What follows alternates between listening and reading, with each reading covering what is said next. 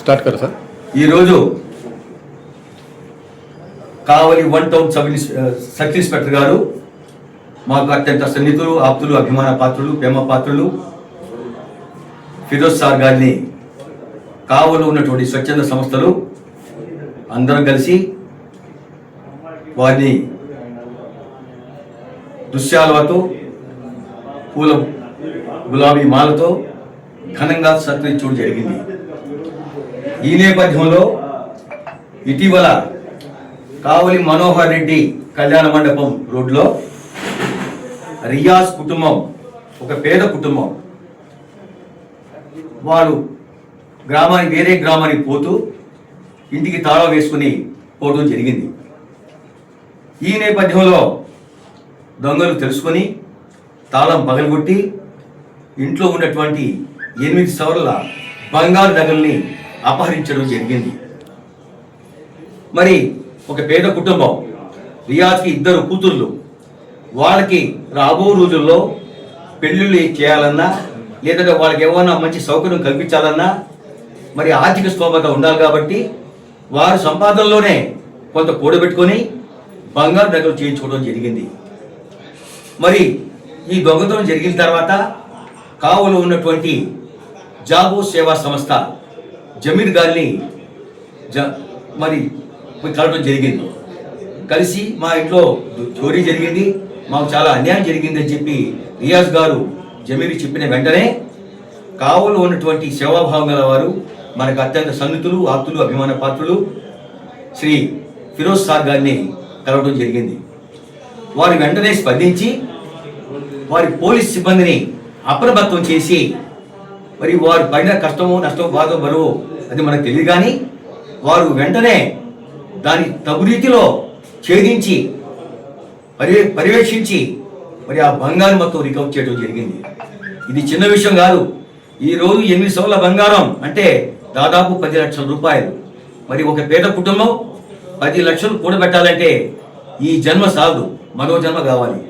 మరి ఈ పరిస్థితిలో మా స్వచ్ఛంద సంస్థ దృష్టికి వచ్చింది. జమీర్ గారు మాకు తెలియజేయడం జరిగింది. మాకు చాలా సంతోషం వేసింది.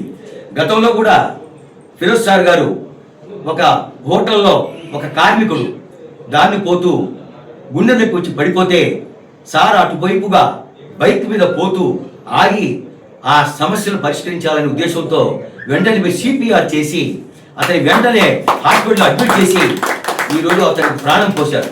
ఈరోజు అతను హ్యాపీగా అతని కార్యక్రమం చేసుకుని ఆ కుటుంబాన్ని పోషించుకుంటున్నాడు. మరి అటువంటి అధికారిని మనం సన్మానించుకోవడం మా అదృష్టంగా మేము భావిస్తున్నాం. కారణం ఏంటంటే ఎక్కడ అభివృద్ధి తాండవిస్తుందో అక్కడ ప్రతి ఒక్కరికి ఉపయోగం జరుగుతుంది. పోలీస్ అనే పదానికి ఒక నిర్వచనం తీసుకొచ్చారు సార్. పి అంటే పొలైట్, మర్యాద. ఓ అంటే ఒబీడియన్స్, విధేయత. ఎల్ అంటే లాయల్టీ, హుందాతనం. ఐ అంటే ఇంటెలిజెన్సీ, తెలివితేటలు.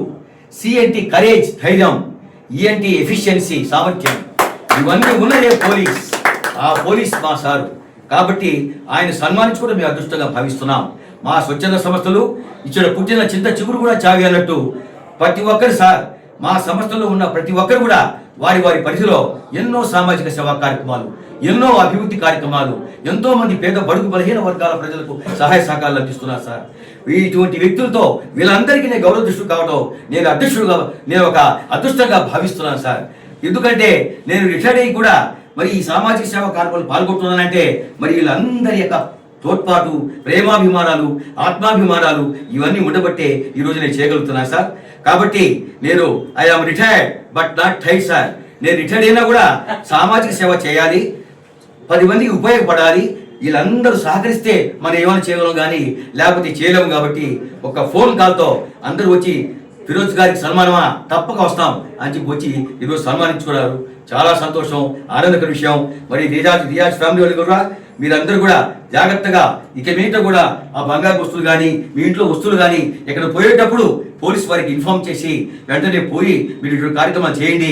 మరి పోయిన వస్తువు దొరకడం చిన్న విషయం కాదు. ఈ రోజు నిజంగా చాలా యాదృచ్ఛికం. మరి సార్ యొక్క ప్రయత్నం, ఆయన ఉన్నటువంటి సేవాభావం ఈ రోజు మీకు గుర్తింపు తెచ్చి మీ సొమ్ము మీకు అందజేయడం జరిగింది. కాబట్టి వారికి మా యొక్క హృదయపూర్వక ధన్యవాదాలు, అభినందనలు తెలుపుకుంటూ సెలవు తీసుకుంటున్నాను. Happy sir.